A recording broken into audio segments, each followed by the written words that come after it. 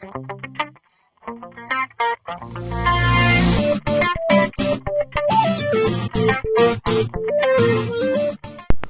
YouTube chess lovers and my friends, this is Gunjan here. Have you ever imagined that once in a lifetime you play a game where you attack to your opponent from the starting point, and even though, let's say, your 1, 2 or maybe 3 to 4 pieces are hanging, and still instead of capturing those pieces your opponent try to save his king, so his king will run like a hell, and after all the deep calculations and big tactical blows you caught his king.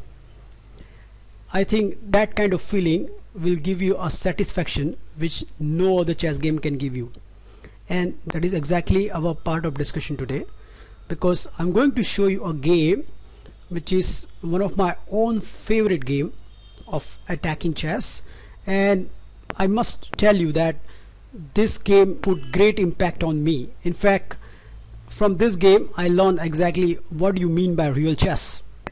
To give you a brief history, this game was played way back in 1974 between Rafael Vaganian and Viktor Kupreichik, Soviet Union Championship. In the game, Vaganian was white, and Vaganian started with the move d4, and Kupreichik reply with the knight to f6. So it's a standard moves, and here comes one of my own favorite opening, which is bishop to g5. So you can see it's attacking the knight and try to cripple the black pawns, and Kupreichik here choose one of the aggressive reply of the black, and he played c5, so it's counter attacking the white center.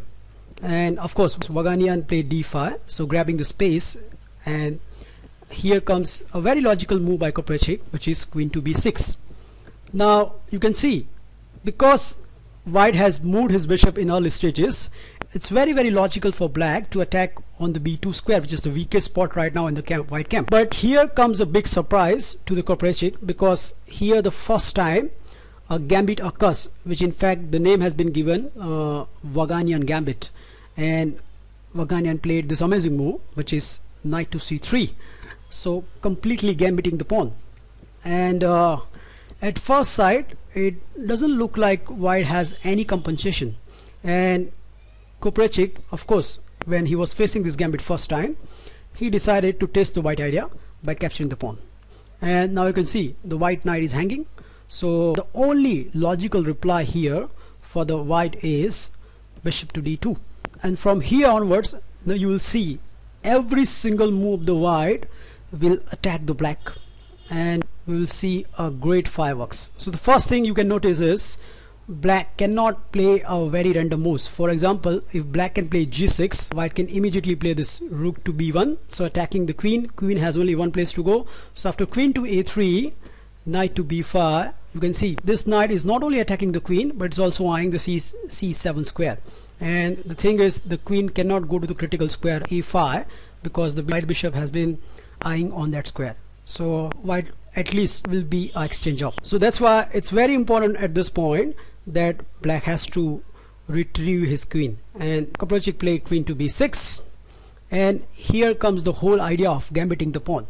So white has gambit a pawn to make a very fast development in the center and take out the pieces very fast. So here comes e4. So now you can see if it has been allowed, then Vaganian will play e5 and embarrass the knight. So Kupreichik stopped that by playing d6, but now comes the another amazing move, which is f4. So now Vaganian forced the issue with the f4. So now e5 is definitely on the card. I have shown you here by the arrow that if the knight to d7 will happen, then white can play knight to f3, and again e5 will be there. So there is no way black can stop this. So after a long thinking, Kupreichik decided to play g6. So he decided to counter this attack with the rapid fast development of his own pieces. But nevertheless, e5 comes, so it's attacking the knight. So first black capture that pawn, and after white recapture, black plays knight to d7, attacking the e5, and white carrying out the piece development. So right now you can see white has a tremendous piece development, and not only that, white has an amazing center. So these two pawns are exerting great pressures on the black camp.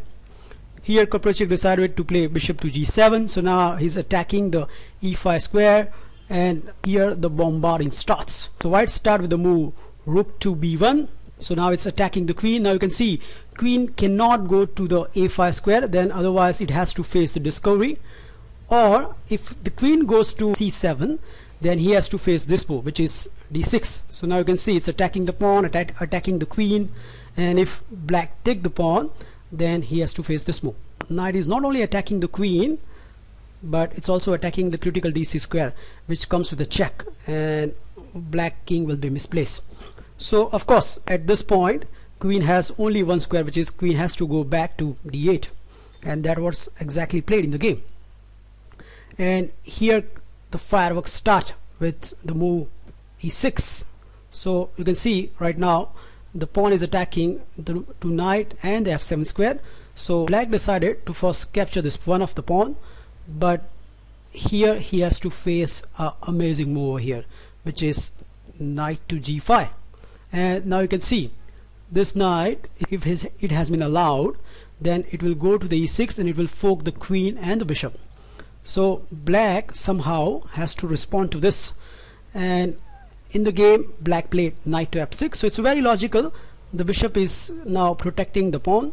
So knight, if the knight cross e6 happen, then black will capture the knight. Here Vaganian play first of all this amazing move, which is bishop check. You can see if any minor pieces, for example bishop or the knight, comes in between the check, then again knight e6 will be happen, and that will fork queen and the bishop. So that's why poor Kupreichik has to play this move, which is king to f8. But now Vaganian capture the pawn, and now you can see it's indeed threatening knight to f7. So of course there is no way black can stop this. So black decided to counter this with the move a6. Now it's very logical, because let's say if the knight f7 happen, then the idea of the black is to capture that bishop and then capture the knight in the corner. So at least it will have a rook for the two pieces. But however, this is not the Vaganian idea. Vaganian at this point played an amazing move. I give you a few seconds. Can you find an amazing move over here? And the amazing move is bishop to e3. Now first thing is white queen is attacking the black queen, and not only that, white has ignored the threat of pawn takes bishop. Now when we start our chess, there is a general rule of chess is when you are attacking, you do not want to exchange your queen. So you want your queen to be participate in the attack. But here this is one of the good exception, because Vaganian clearly see that if the queen has been exchanged, then the resulting position is very much favorable to the white. So let's see what happened if here black take the queen. So for example, queen cross d1, then white will simply recapture the queen, and now you can see black does not have any time to capture this bishop, because the rook check comes into the picture. So for example, if black greedily capture the bishop over here, then white can play rook check, and after knight comes in between, white can simply castle over here, again giving a check, and after bishop to f6, white can play this move, which is rook takes c8. And see the position of the white. Not only white is exchanged up, but see the retarded position of the black pieces. They all are sitting it backwards. That's why exchanging in the queen will be a bad idea for the black, and that's why very wisely Kupreichik decide to play this move, which is queen to a5. Now you can see right now there are two pieces are hanging of the white. So bishop is hanging and knight is hanging, and a normal player, or let's say even 2000 plus player, will think, okay, I have to defend one of my piece. But GM Vaganian is a very amazing attacking player, and he come out with a very amazing move, which is castle. And I can demonstrate over here, black cannot even touch those pieces. So for example, if queen cross c3, then we have queen to d8, checkmate. So that's the first thing, first piece cannot be captured. And second is, if the a captures b5, then after rook captures, the queen has to stay in this diagonal. to stop the mate. So the only logical square left is queen to c7, but afterwards we have knight to d5. So again attacking the queen. Please note this piece is right now pinned, so knight cannot capture this knight. So the queen has to go either to d8 or e5. If queen goes to d8, then we have a very good simple line which can runs like this. So first I will play this amazing move, which is rook takes f6, and after bishop takes f6 we have knight to f7, so attacking queen and a rook. So it's very logical, queen has to play queen to d8, so it's counter attacking the rook. But after knight to d6, not only protecting the rook but also attacking the queen, so the black has to forcefully capture the knight.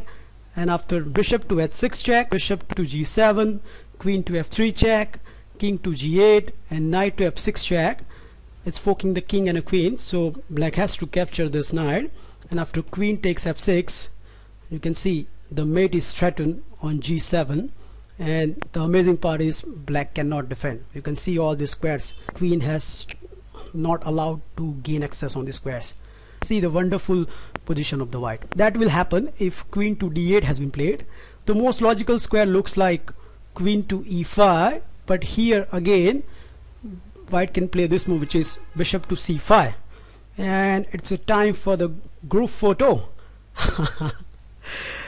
See, it's a dream position of any attacking player. You can see 1, 2, 3, 4 pieces are on the 5th rank of the opponent, and all the pieces of the opponent are sitting behind, or they are slipping. A simple line can be run like this. So if the black queen capture the one of the pieces of the white, then white can play this move, which is bishop check, and after king goes to g8, white can play this move, knight to f6, and no matter how it captured, whether it's captured by the queen or the bishop, the mate has been threatened and black king will not survive longer. So after considering all this, at this point Kupreichik decide to play this move, which is h6, and it's time to pause for a moment. You can see right now black is attacking 3 pieces of the white. So right now this knight is hanging, and this knight is hanging, and this bishop is hanging. But see the attacking ability of Vaganian, and Vaganian completely ignored these 3 pieces and goes for this wonderful move, which is queen to d3. And now you can see the idea is very simple. So white wants to play queen cross g6 and then mate the black king on f7, and the question is how the black going to defend this. So for example, if here black greedily capture this h cross g5, then white can play this move, queen cross g6, and at first sight it looks like black has defended the position after bishop cross e6, but this checkmate. So you can see this knight cannot capture the queen, so that's why h cross g6 is not possible. So that leads to the only possibility left, which has been played in the game by the Kupreichik, which is king to g8. But nevertheless white continues with the queen cross g6, and again you can see black cannot capture the knight. If black foolishly capture the knight, then we have checkmate in 3. So it's a very simple one. First of all queen check, and after king goes to the h7 we have a bishop check, and okay, black can play some pieces in between, but that's not a logical way. The only square left for the black king is to h6, and then white can checkmate. So that's why still even at this position, after queen cross g6, black cannot touch either of the 3 pieces. So the only thing left for the black is to play this move, which is bishop cross e6. It's okay, black has given up a piece, but you can see right now white's 2 pieces are also hanging. So probably Kupreichik thought that if I can get rid of that pawn, then I can save my mate, and then I can look for some kind of counter. But Vaganian diffused everything with a style. So he first of all played this move. So knight takes e6. So now you can see the mate has been threatened, so the only move left is rook to h7. But after this, I give you a few seconds. Can you spot an amazing move over here? And the move is rook takes f6. Bam! And you can see right now again the three pieces are hanging, but black cannot capture either of the three pieces because queen to e8 and mate has been threatened. And in the game, Kupreichik played the last move, which is knight to d7, but after bishop takes d7, see the beauty about this game. Throughout this game, black was threatening to capture at least 2 to 3 pieces, but the end, when he resigned, white's all pieces are on the board, including the queen, and black doesn't get even time for capturing a one piece. So this was one of the very amazing game by the Vaganian, which teaches how actually you can have a real attack on the opponent. I still hope that one day I'll play a game like this, and I think that will be dream of many of us. I hope you enjoy and learn a very good attacking game. Please feel free to comment on my video, and I'll meet you soon.